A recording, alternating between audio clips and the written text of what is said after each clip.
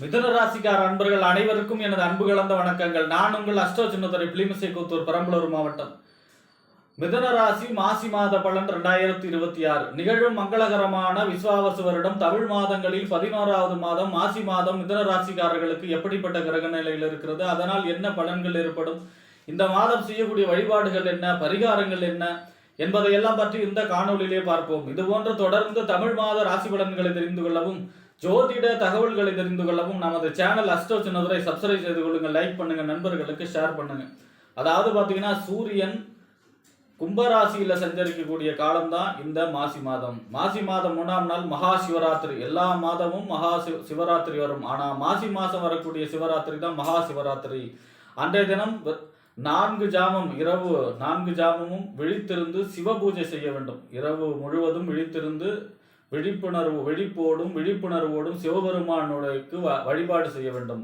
சிவ வழிபாடு செய்பவர்களுக்கு அவர்களுடைய அனைத்து விதமான பாவங்களும் தோஷங்களும் விலகும், அவர்களுக்கு சிவலோக பிராப்தியும் அமையும். ஆக அன்றைய தினம் சிவ வழிபாடு செய்வது, இரவு முழுவதும் கண் விழித்து செய்வது சிறப்பு, விழிப்போடும் விழிப்புணர்வோடும். அடுத்ததா பார்த்தீங்கன்னா மாசி மாசம் 5ஆம் நாள் மௌனி அமாவாசை. அன்றைய தினம் விரதம் இருக்க வேண்டும். என்ன விரதம்? மௌன விரதம். அதாவது பார்த்தீங்கன்னா நம்மளுடைய வார்த்தைகளால் செய்த பாவங்கள், சொற்களால் செய்த பாவங்கள் விலகக்கூடிய நாளாக அன்றைய தினம் மௌனி அமாவாசை என்று மௌன விரதம் இருப்பது சிறப்பு. அடுத்ததா பார்த்தீங்கன்னா மாசி மாதம் 18ஆம் நாள் மாசி மகம். அதாவது மறந்த திதியை மகத்தில் கொடு அப்படின்னு சொல்லுவாங்க. அதாவது பார்த்தீங்கன்னா நம்ம திதி எப்பவும் சில டைம் மறந்துடுவோம். அதாவது திதி ஒரே டேட்டில் வராது. எப்படின்னா தமிழ் மாசத்துல வரக்கூடிய வளர்பிறை தேய்பிறை திதி அனுசரித்து முன்னவோ பின்னவோ வரும். முன்னாடி 10 நாள் வரும், பின்னாடி 10 நாள் வரும், எப்படி வேணாலும் வரும். அப்போ அந்த மறந்துடுவோம் சில டைம். அந்த மறந்த திதியவும் மகத்தில் கொடுக்கலாம் அப்படிங்கிற மாதிரியான முன்னோர்களுக்கு திதி தர்ப்பணம் செய்வதற்கு மிகச்சிறப்பான நாள் மாசி மகம். அடுத்ததாக பார்த்தீங்கன்னா இந்த மாசி 30ஆம் நாள் காரடையான் நோன்பு. அன்றைய தினம் விரதம் இருந்து அம்பாள்வை வழிபாடு செய்ய வேண்டும். சத்தியவான் சாவித்திரியுடைய கதையை பாராயணம் செய்பவர்களுக்கு தீர்க்க சுமங்கலி யோகம், சுமங்கலியாக வாழக்கூடிய யோகம் கிடைக்கக்கூடிய நாள் காரடையான் நோன்பு. ஆக இப்படிப்பட்ட சிறப்பு வாய்ந்த இந்த மாசி மாதத்திலே மிதுன ராசியை பொறுத்த வரைக்கும் உங்க ராசிநாதன் புதன் உங்க ராசிக்கு 4ஆம் இடம், வீடு வண்டி வாகனம் மனை தாயார் சொத்து சுகஸ்தானம் சொல்லக்கூடிய 4ஆம் இடத்துக்கு அதிபதி புதன் தான். இந்த 1க்கும் 4க்கும் உடைய புதன் உங்க ராசிக்கு 9ஆம் இடத்துல சஞ்சரிக்கிறார். ஆனாலும் வக்ரகதியில சஞ்சரிக்கிறார். அதனால ராசிநாதம் 9ல சஞ்சரிப்பது யோகம். அதாவது பார்த்தீங்கன்னா 9ஆம் இடங்கிறது தந்தை ஸ்தானம், பாக்கிய ஸ்தானம், தொலைதூர பயணம், உயர்கல்வி ஸ்தானம், இந்த மாதிரியான யோக பலனை சொல்லும். வெளிநாடு சம்பந்தமான முயற்சி கை கொடுக்கும். வெளிநாட்டிற்கு பார்த்தீங்கன்னா தொழிலுக்காகவோ வேலைக்காகவோ அல்லது கல்விக்காகவோ செல்லக்கூடிய அமைப்பு, வெளிநாடு சம்பந்தமான முயற்சிகள் கை கொடுக்கும். 4ஆம் இடத்து அதிபதியும் அவர் தாங்கிறதுனால வீடு கட்டக்கூடிய அமைப்பு, நிலம் வாங்கக்கூடிய அமைப்பு, இடம் வாங்கக்கூடிய அமைப்பு, இந்த மாதிரியான நல்ல பலன்களை நடக்கும். அதே நேரத்தில் தாய் தந்தை வழி அனுகூலங்கள் ஒத்துழைப்பு கிடைக்கக்கூடிய அமைப்பாக இருக்கும். ஆகனா வக்கரகதியில் இருக்கிறதுனால மகாவிஷ்ணு வழிபாடு செய்வது சிறப்பு. அதாவது மகாவிஷ்ணுவுக்கு நெய்விளக்கேற்றி புதன்கிழமையிலே பெருமாளுக்கு நெய்விளக்கேற்றி வழிபாடு செய்வது மிகுந்த யோகத்தை செய்யும் இந்த மாதம் மிதுன ராசியை பொறுத்த வரைக்கும்.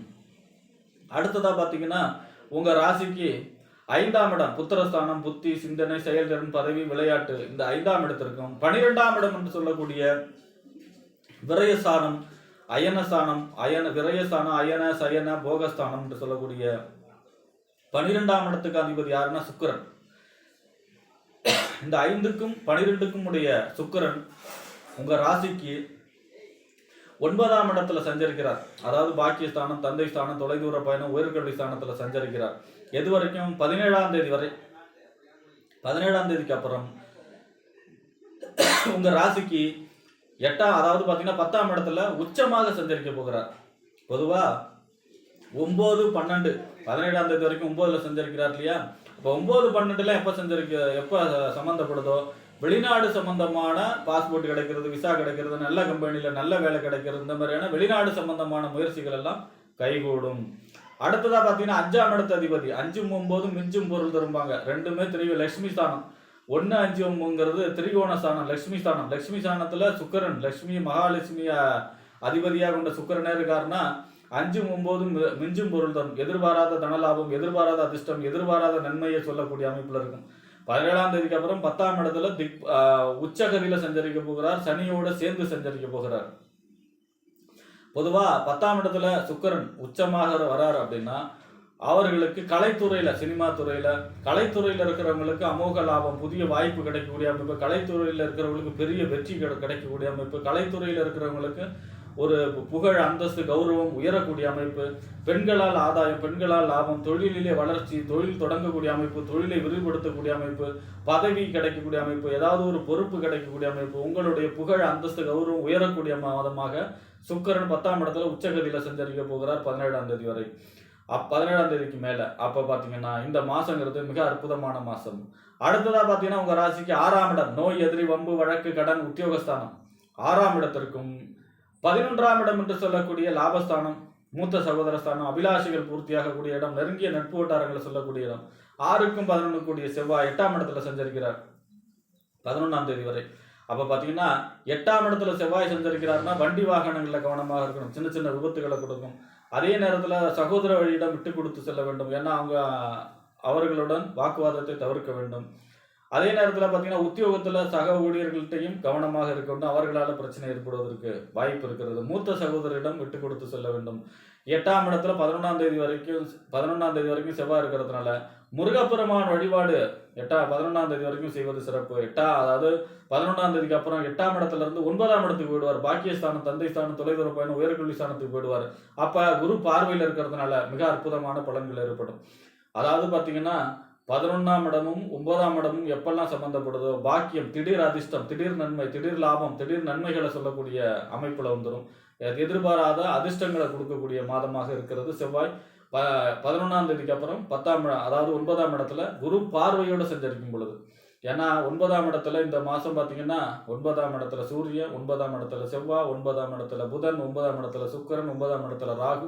9ஆம் இடம் மிக அற்புதமாக வலுவடைகிறது. 9ஆம் பாக்கியம், அதிர்ஷ்டம் அதிக அளவு பெறக்கூடிய மாதம் மிதுன ராசியை பொறுத்த வரைக்கும் மாசி மாதம்.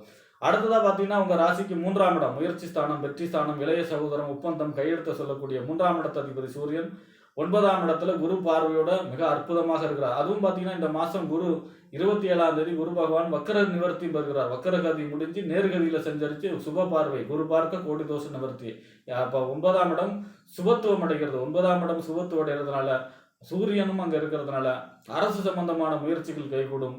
அரசியலிலே பதவி, பொறுப்பு கிடைக்கக்கூடிய மாதம், புகழ், அந்தஸ்து, கௌரவம் உயரக்கூடிய மாதம், தந்தை வழி அனுகூலங்கள், தந்தை வழி ஆதாயங்கள் கிடைக்கக்கூடிய அமைப்பு, தந்தையுடன் இணக்கமாக இருக்கக்கூடிய மாதம், தொலைதூர பயணம், வெளிநாடு சம்பந்தமான முயற்சி கண்டிப்பாக தடை இல்லாமல் மிகப்பெரிய நன்மை செய்யும். ஏற்றுமதி இறக்குமதி தொழில் செய்பவர்களெல்லாம் அமோகமான காலம்.